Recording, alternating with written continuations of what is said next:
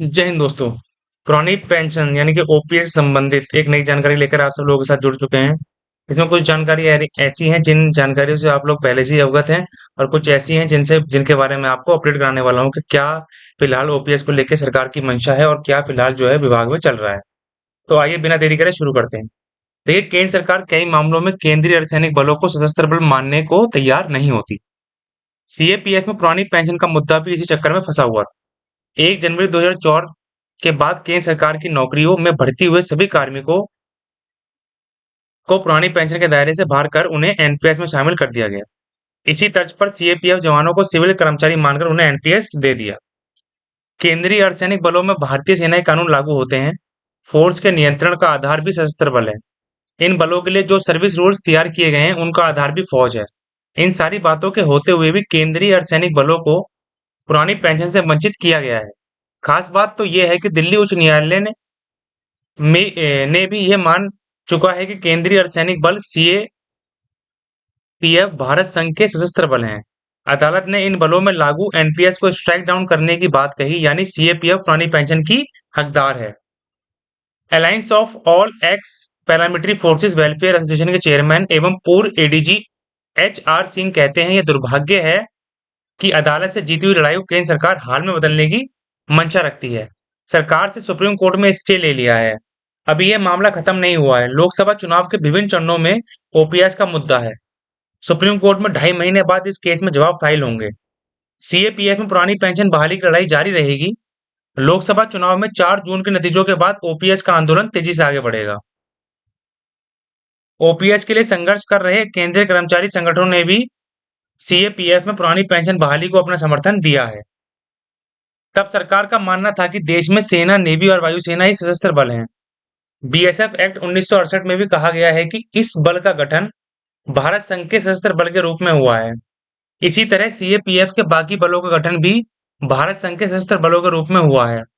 Court ने माना है कि सीएपीएफ भी भारत के सशस्त्र बलों में शामिल है। इस लिहाज से उन पर एनपीएस लागू नहीं होता है। केंद्रीय गृह मंत्रालय भारत सरकार द्वारा 6 अगस्त 2004 को जारी पत्र में घोषित किया गया है कि गृह मंत्रालय के प्रशासनिक नियंत्रण के तहत केंद्रीय बल संघ के सशस्त्र बल हैं। सीएपीएफ के जवानों और अधिकारियों का कहना है कि केंद्रीय अर्धसैनिक बलों में फौजी महकमे वाले सभी कानून लागू होते हैं। सरकार खुद मान चुकी है कि यह बल तो भारत संघ के सशस्त्र बल हैं। इन्हें अलाउंस भी सशस्त्र बलों की तर्ज पर मिलते हैं। इन बलों में कोर्ट मार्शल का भी प्रावधान है। इस मामले में सरकार दोहरा मापदंड अपना रही है। अगर इन्हें सिविलियन मानते हैं तो आर्मी की तर्ज पर बाकी प्रावधान क्यों हैं? फोर्स के नियंत्रण का आधार भी सशस्त्र बल है।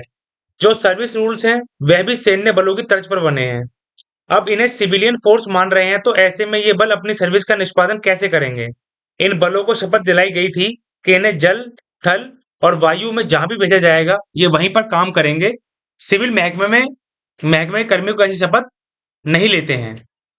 सीएपीएफ के 11 लाख जवानों अफसरों ने गत वर्ष पुरानी पेंशन बहाली के लिए दिल्ली हाईकोर्ट से अपने हक की लड़ाई जीती थी।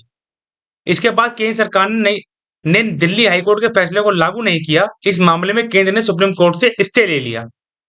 जब केंद्र सरकार ने स्टे लिया तभी यह बात साफ हो गई थी कि सरकार सीएपीएफ को पुरानी पेंशन के दायरे में नहीं लाना चाहती।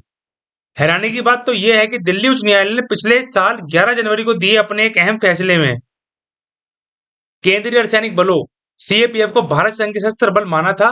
दूसरी तरफ केंद्र सरकार सीएपीएफ को सिविलियन फोर्स बताती है। अदालत ने इन बलों में लागू एनपीएस को स्ट्राइक डाउन करने की बात कही।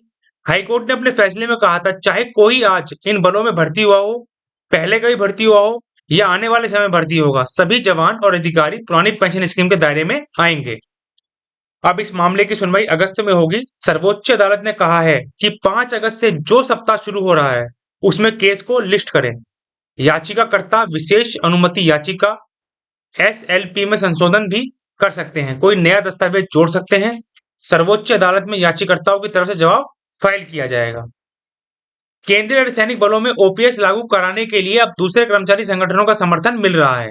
National joint council of action NJCA के पदाधिकारियों की बैठकों में भी इस मुद्दे पर बात हुई है। गत वर्ष दिल्ली के रामलीला मैदान में केंद्र एवं राज्यों के सरकारी कर्मियों की एक विशाल रैली आयोजित करने वाले national movement for old pension scheme के अध्यक्ष विजय कुमार बंधु ने भी सीएपीएफ में ओपीएस लागू करने की मांग की है। वह लोकसभा चुनाव के दौरान भी इस मुद्दे को उठा रहे हैं। Confederation of central government employees and workers ने भी सीएपीएफ सहित सभी केंद्रीय एवं राज्य सरकार कर्मियों को ओपीएस के दायरे में लाने के लिए रैली आयोजित की थी। All India NPS employees federation के राष्ट्रीय अध्यक्ष डॉक्टर मंजीत पटेल ने भी सीएपीएफ के लिए ओपीएस की मांग का समर्थन किया है। Alliance of all x paramilitary forces welfare association के चेयरमैन एवं पूर्व एडीजी एचआर सिंह और महासचिव रणवीर सिंह ने कहा, इस मामले में रणनीति बनाई जा रही है, आंदोलन को नए तरीके से धार दी जाएगी, ओपीएस बहाली केंद्रीय बलों का हक है। तो ये अपडेट जो है फिलहाल निकल कर आया है।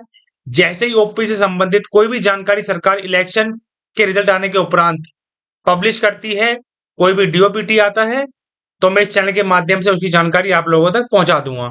वीडियो अच्छा लगा हो तो लाइक करिएगा, चैनल को सब्सक्राइब करिएगा। जय हिंद, जय भारत।